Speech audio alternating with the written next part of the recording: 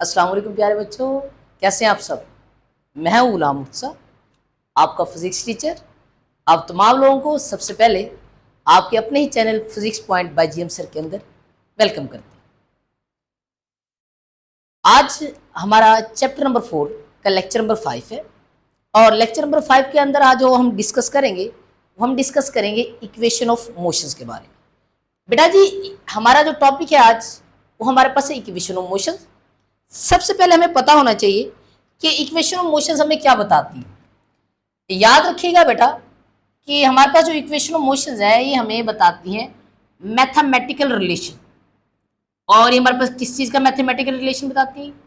ये हमारे पास जो मैथमेटिकल रिलेशंस बताती हैं ये हमारे पास मूविंग बॉडी का मैथमेटिकल रिलेशन बताती है, और ऐसी मूविंग बॉडी जो स्ट्रेट लाइन के अंदर मूव कर रही है।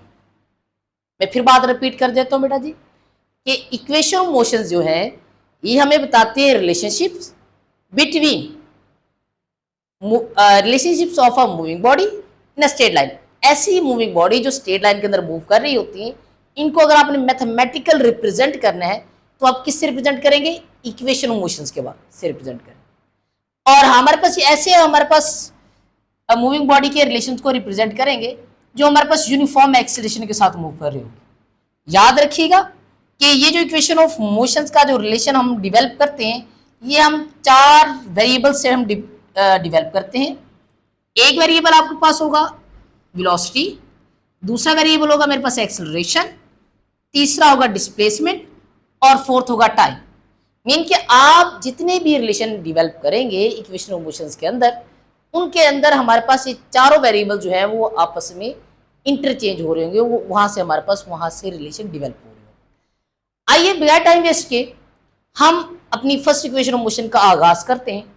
याद रखिएगा बेटा कि फर्स्ट इक्वेशन ऑफ मोशन की डेरिवेशन को आपकी बुक के अंदर 2 मेथड के थ्रू सॉल्व किया गया। एक मेथड जो है वो हमारे पास एनालिटिकल मेथड है, इसको हम जनरल मेथड भी कहते हैं और अलजेब्रिक मेथड भी कहते हैं या सिंपल मेथड भी कहते हैं।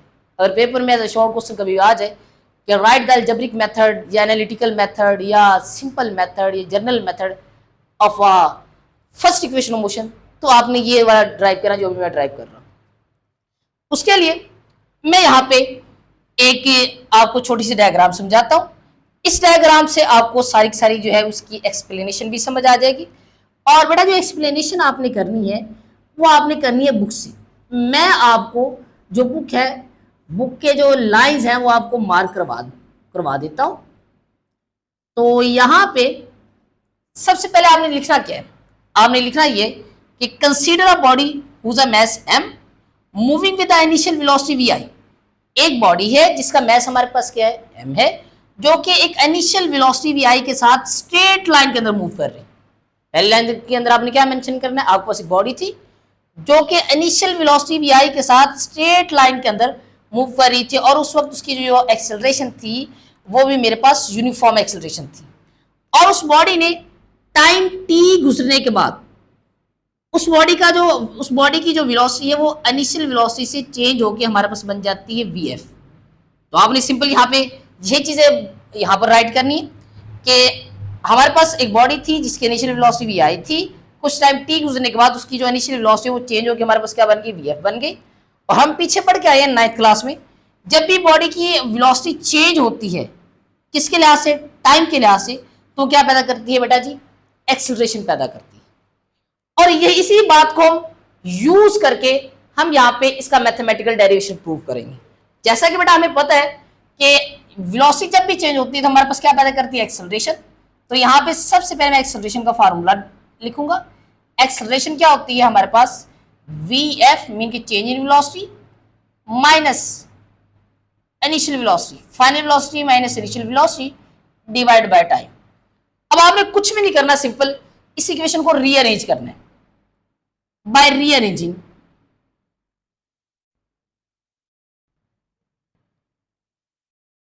अगर हम इसको रीअरेंज करें तो क्या बनेगा? ये टी यहाँ पे क्या हो रहा है? डिवाइड हो रहा है, इधर जाएगा तो मल्टीप्लाई हो जाएगा, तो ये बनेगा 80। और पीछे हमारे पास क्या रह जाएगा? vf is equal to vf minus sorry 80 is equal to vf minus vi।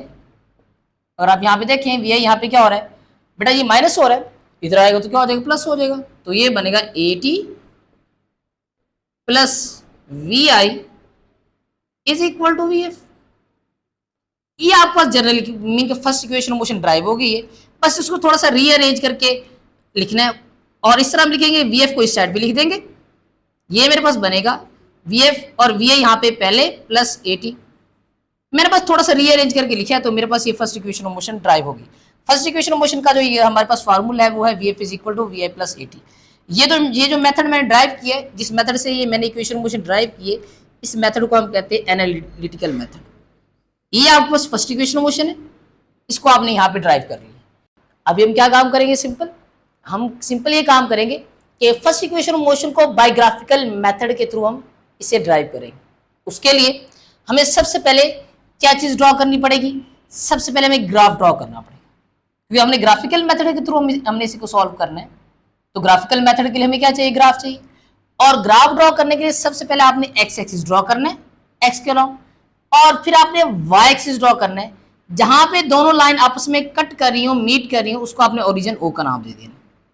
और याद रखना है कि आपने एक्स एक्सिस के ऊपर आपने टाइम मीन क्या आपने वेरिएबल टाइम टी लेना है, क्योंकि ये हमारे पास इंडिपेंडेंट वेरिएबल है। और यहाँ पे आपने एक वेलोसिटी भी लेना है, क्योंकि हमारे पास जो जितनी भी इक्वेशन ऑफ मोशंस है, ये सारी की सारी इक्वेशन ऑफ मोशंस हमारे पास वेलोसिटी टाइम ग्राफ की हेल्प से हमारे पास सॉल्व होंगी। तो हमने यहाँ पे वेलोसिटी टाइम ग्राफ बनाने के लिए हमने यहाँ पे एक्स एक्सिस पे टाइम लेंगे और वाई एक्सिस पे वेलोसिटी लेंगे।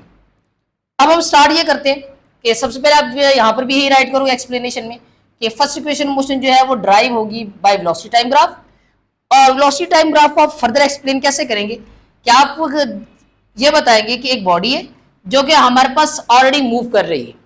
यहाँ पे मैं वर्ड यूज कर रहा हूँ, एक बॉडी है वो ऑलरेडी मूविंग बॉडी है, वो ऐसा नहीं कि वो ऐसे स्टार्ट हो रही है। अगर कोई बॉडी मूव पहले से मूव कर रही है तो उसका मतलब है उसके पास कोई ना कोई इनिशियल वेलोसिटी होगी।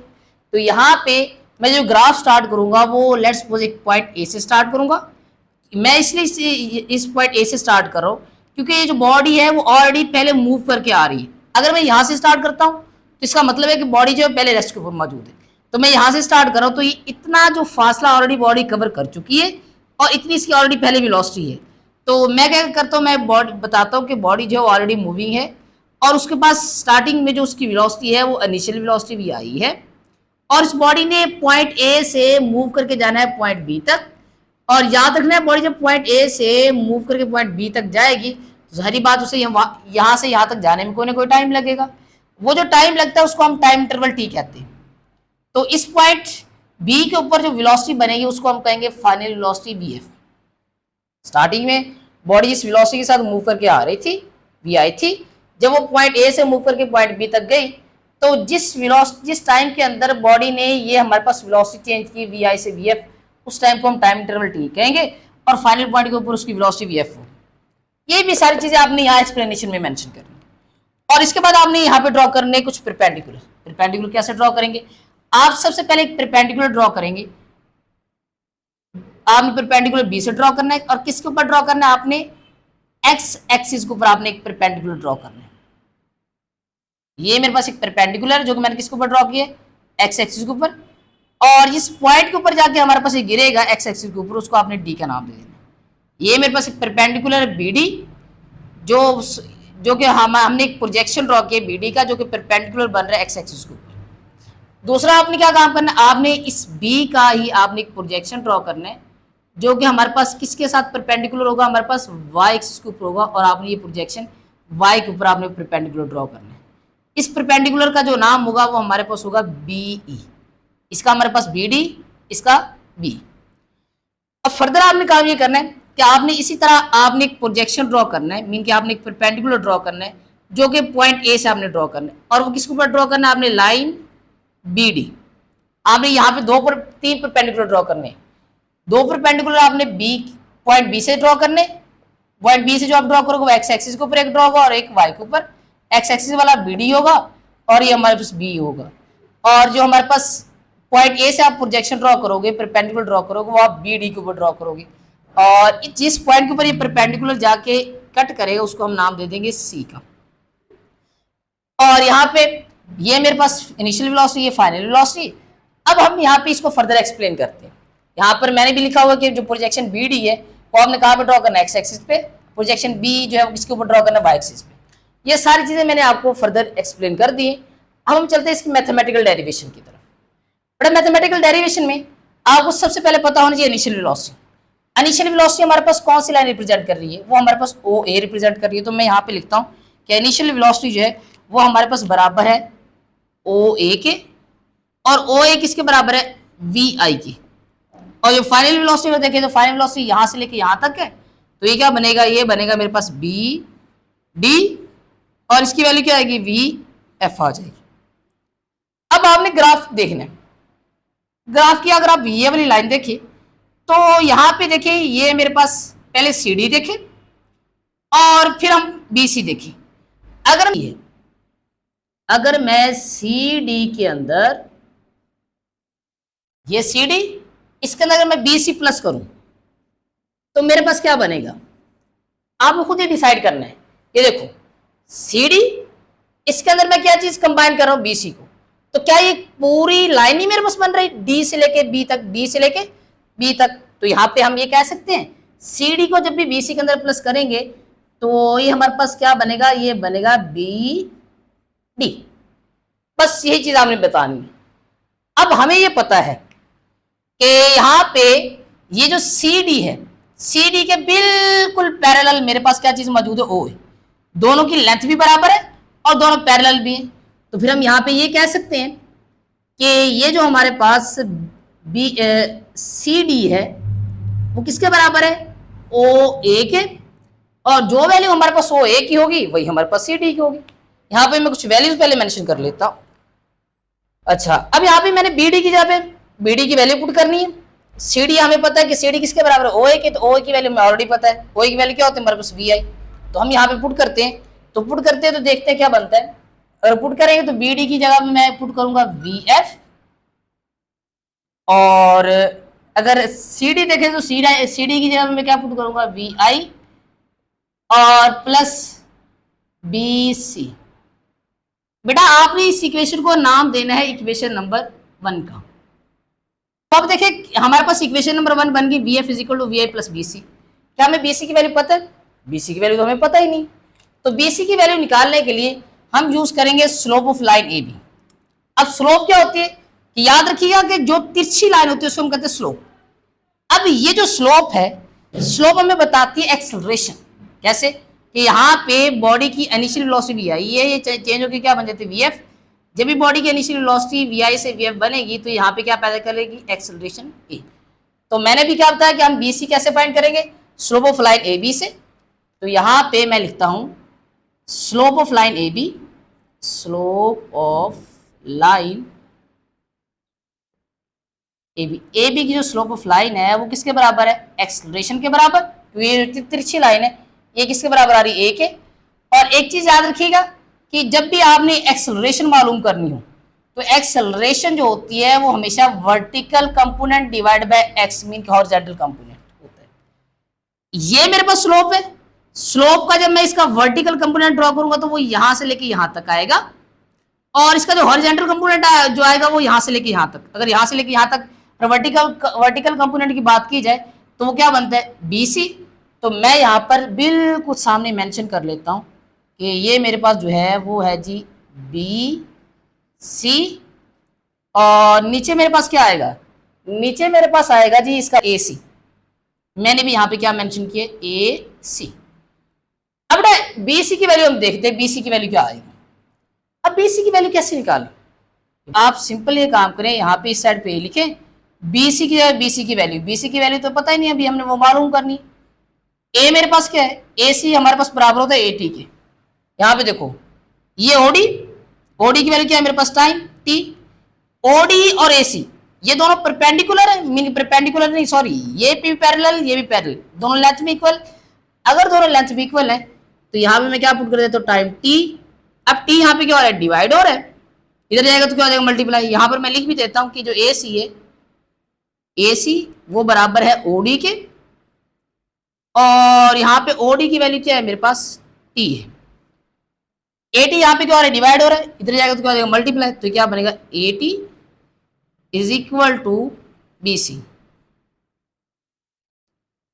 अब आप क्या करेंगे, आप सिंपली करेंगे कि put the value of B C in equation 1, put B C in equation 1। आपने इक्वेशन 1 के अंदर बी सी की वैल्यू पुट करनी है। जैसे मैं वैल्यू पुट करता हूं तो मेरे पास क्या बनता है यहां पे ये बनेगा बी सी में वैसे वी एफ वैसे के वैसे आ जाएगा, इज इक्वल टू वी आई भी वैसे के वैसे। और बीसी देखें, बीसी बटा कर देखें तो बीसी मेरे पास क्या आता है, बीसी आएगा यहाँ पे 80। और ये आपको फाइनल इक्वेशन मोशन बन गई है V F is equal to V I plus 80। उम्मीद है कि बेटा आपको जो पूरा लेक्चर है, लेक्चर नंबर 5 आपको बहुत अच्छी तरह समझ आया होगा। और आप तमाम लोग अपना ख्याल रखिएगा। नेक्स्ट लेक्चर तक अल्लाह हाफिज़।